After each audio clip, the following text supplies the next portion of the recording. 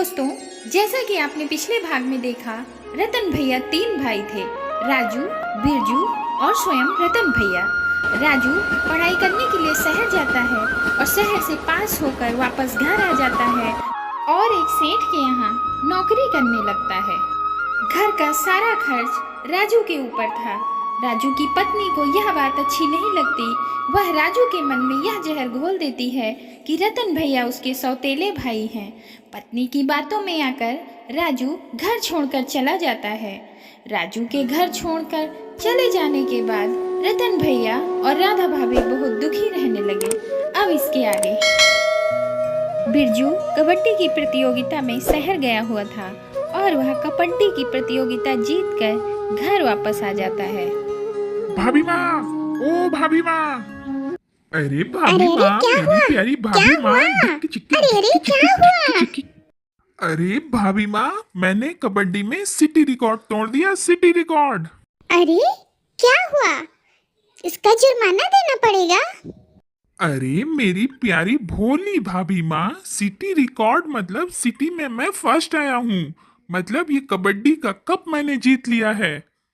अच्छा, तो ऐसा बोलना कि तू कबड्डी में जीत कर आया है। शाबाश, भगवान तुझे ऐसे ही कामयाबी दे। तू इसी तरह से सारे रिकॉर्ड तोड़ता रहे। फिर एक दिन राधा भाभी सेठ के यहाँ जाती हैं। आइए आइए राधा भाभी, आप बहुत परेशान दिखाई दे रही हैं। राधा भाभी अपना एक घर का भगोना लेकर आई थी। रामू भैया, वो ये बर्तन गिरवी रख के कुछ पैसे दे दीजिए। फसल कटते ही हम ब्याज के साथ लौटा देंगे। मैं इस बर्तन के 100 रुपए से ज्यादा नहीं दे सकता, वो भी आपकी बातों पर।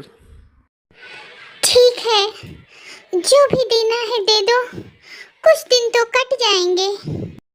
राधा भाभी भगोना गिरवी रखकर रुपए लेकर वापस जा ही रही थी कि उन्होंने रतन भैया को देखा और उनके पीछे पीछे चली गई। वह जाकर देखती हैं कि रतन भैया कोल्हू चला रहे हैं। राधा भाभी को वहां देखकर रतन भैया चौंक जाते हैं। अच्छा, तो ये तुम्हारी चौपाल है? तुम्हारी ये हालत देखने से पहले मैं मर क्यों नहीं गई? आखिर क्यों कर रहे हो ऐसा? राधा, मैं मजबूर हूँ। ऐसी कौन सी मजबूरी है? नहीं, मैं तुम्हें बता नहीं सकता। तुम जाओ यहाँ से, जाओ, तुम घर जाओ। नहीं नहीं मुन्ना के बाबू, हम भूखे मर जाएंगे, लेकिन हम तुम्हें कोल्हू चलाने नहीं देंगे। चलो चलो घर चलो। नहीं नहीं राधा, तुम घर जाओ। देखो, तुम मुझे बताओ, आखिर वो कौन सी बात है? देखो, मैं तुम्हारी पत्नी हूँ, तुम्हारी हर बात जानने का अधिकार है मुझे। अधिकार की बात ना करो राधा, ना करो। क्यों ना करूं? मैं तुम्हारी पत्नी हूँ और ये अधिकार है मुझे इस बात को जानने का।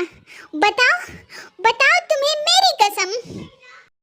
इस तरह राधा भाभी के बार बार विनती करने पर रतन भैया वो सच्चाई राधा भाभी को बता देते हैं। राधा, ये तुमने क्या किया? कसम दे दी? अच्छा, कसम दी है तो सुनो। मैंने 2 लाख रुपए लिया था राजू की पढ़ाई के लिए साहूकार से। उसके ब्याज के बदले में हमें 2 घंटा कोल्हू चलाना पड़ता है। लेकिन कुछ नहीं राधा, ये बोझ मुझे अकेले ही उठाना होगा। अगर मैं नहीं उठाऊंगा तो ये मेरे भाइयों को उठाना पड़ेगा और मैं ये हरगिज नहीं होने दूंगा। राधा, तुम घर जाओ, मैं आता हूँ, तुम घर जाओ। इतना कहकर रतन भैया फिर से कोल्हू चलाने लगते हैं। राधा भाभी रोते हुए वहां से घर वापस चली जाती हैं। रतन भैया कोल्हू चलाने के बाद घर वापस जा रहे थे कि रास्ते में 2 लोग बैठे थे। राम राम रतन भैया। बेचारा रतन यही है जिसने राजू को पढ़ाने के लिए अपनी पत्नी के एक एक गहने बेच दिए। हाँ भाई, और जब उस नौकरी पा गया तो बीबी का गुलाम हो गया और घर छोड़कर ही चला गया। एक रतन है जो अपने घर की चौखट और मंजिल के बाहर कदम नहीं रखता, और एक राजू है जो उस अय्याज सेठ के साथ दिन रात चंपाबाई के कोठे पर पड़ा रहता है। अब उसको इस तबाही से कोई नहीं बचा सकता। बिल्कुल सच कहते हैं भैया। यह सब बातें रतन भैया खड़े होकर सुन रहे थे। रतन भैया चंपाबाई के कोठे पर पहुंच जाते हैं, जहां राजू उस अय्याज सेठ के साथ बैठा हुआ था। बंद करो ये सब। तू कौन होता है बंद कराने वाला? सेठ जी, मैं आपसे नहीं अपने नालायक भाई से कह रहा हूं, जो अपने बाप दादाओं की इज्जत, खानदान की मान मर्यादा इस कोठे पर नीलाम कर रहा है। चल राजू, घर चल। आप कौन होते हैं हमें यहां से ले जाने वाले? आपसे हमारा रिश्ता हमेशा के लिए टूट चुका है। इतना सुनते ही रतन भैया राजू के ऊपर हाथ उठा देते हैं और उसे खींचकर थप्पड़ मार देते हैं। मैं कौन होता हूं तुझे यहां से ले जाने वाला? हाँ, अरे घर से बाहर कदम क्या रखा, रिश्ता भी तोड़ दिया। अरे रिश्ते कोई मिट्टी के खिलौने नहीं होते कि जब जी चाहे तोड़ दिया और जब जी चाहे जोड़ लिया। होश में आओ रतन। सुना नहीं तुमने राजू ने क्या कहा? इस समय राजू मेरा मेहमान है, और अगर तुमने राजू की और बेइज्जती की तो मैं तुम्हें धक्के मारकर यहां से बाहर निकलवा दूंगा, समझ गए? अरे सेठ, ये तेरे बेटे के समान है, इसे यहाँ पे लाते हुए तुझे शर्म नहीं आई? अरे शर्म तो तुझे आनी चाहिए, जो रिश्तेदारी की आड़ में इसकी कमाई पर दृष्टि जमाए हुए हो। देख देख राजू, मुझे तुझसे कुछ नहीं चाहिए। चल चल यहाँ से घर चल। मैं नहीं जाऊंगा। देख, मैं तुझे यहाँ नहीं रहने दूंगा। चल मेरे साथ घर चल। नहीं भैया, छोड़ दीजिए मेरे गिरहबान को। भैया आप यहाँ से चले जाइए और मुझे छोड़ दीजिए, वरना मेरा हाथ उठ जाएगा। क्या तू हाथ उठाएगा मुझ पर? ले ले, मार मुझे, मार मुझे, लेकिन मैं तुझे यहाँ नहीं रहने दूंगा। मैं तुझे अपने साथ घर ले जाऊंगा। चल चल मेरे साथ घर चल। सेठ दोनों भाइयों के बीच में आग लगाता है। अरे राजू, सौतेला भाई और सांप दोनों बराबर होते हैं। अरे जलता है ये, तेरी खुशियों से जलता है ये। अरे राजू, देखता क्या है, मार दो हाथ साले को। सेठ, तू तो गंदी नाली का गंदा कीड़ा है, लेकिन मैं इसे बर्बाद होने नहीं दूंगा। अगर आइंदा तू इसे इधर लाया तो मुझसे बुरा कोई नहीं होगा। थू।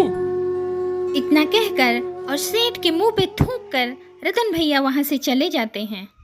इस थूक को मैंने तेरे आंसुओं से ना साफ करवाया तो मेरा नाम भी सेठ करोड़ी मल नहीं।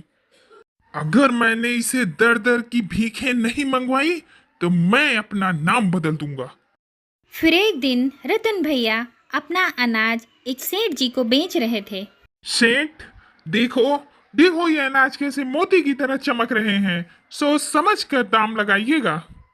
ऐसी फसल हुई है गांव में किसी की? तभी वहाँ सेठ करोड़ी मल का मुलाजिम आ जाता है। अरे तुम्हारे किस काम की रतन भैया, ये तो कहीं और चला जाएगा। तू बीच में क्यों खड़ा है? चल हट यहाँ से। उठा लो भाइयों, सब उठा लो। अरे ये क्या कर रहे हो? ये मैं नहीं कर रहा हूँ रतन भैया, ये सब सेठ करोड़ी मल कर रहा है। सेठ का कहना है कि खेत पर लिया हुआ कर्ज जब तक आप चुका नहीं देते तो खेत की फसल और उपज पर हमारा ही कब्जा है। चलो उठा लो इसे, देखते क्या हो, ये सब अपना ही है। तभी राधा भाभी वहाँ आ जाती हैं और सेठ के मुलाजिम से हाथ जोड़कर विनती करती हैं। अरे अरे भैया, ये तो हमारी रोटी है। अगर तुम ये सब उठा ले जाओगे तो हम तो भूखे मर जाएंगे। हम भूखे मर जाएंगे? अरे राधा भाभी, हम तो हुक्म के पाबंद हैं, हम मजबूर हैं। अरे अरे भैया, मैं तुम्हारे आगे हाथ जोड़ती हूँ, हमारे ऊपर दया करो, रहम करो हमारे ऊपर, मैं तुम्हारे पैर पड़ती हूँ। राधा, मत हाथ लगा इसके पाँव को। इस तरह रतन भैया और राधा भाभी उस फसल को वहीं छोड़कर चले जाते हैं और सेठ का मुलाजिम उस सारी फसल को, सारे अनाज को अपने आदमियों से उठवा ले जाता है। ये सेठ रतन भैया से उस दिन अपनी बेइज्जती का बदला लेने के लिए ऐसा कर रहा था। और राजू की आंखों पर तो सौतेले भाई का पर्दा चढ़ा हुआ था। उसको तो असलियत कुछ नजर ही नहीं आ रही थी। इसमें किसी का दोष नहीं, ये समय का चक्र है। समय परिवर्तनशील है। आज किसी के ऊपर दुख है तो कल उसको सुख भी मिलेगा, और अगर कोई सुखी है तो कल उसके जीवन में दुख जरूर आएगा। क्या रतन भैया के जीवन में अभी ये दुख का समय चलता रहेगा या आएगी खुशियों की लहर? जानने के लिए देखिए हमारी अगली वीडियो। फिर मिलते हैं आप लोगों से एक नई वीडियो के साथ। तब तक के लिए बाय बाय। हमारे चैनल को सब्सक्राइब करें, वीडियो को लाइक एंड शेयर करें। Thank you.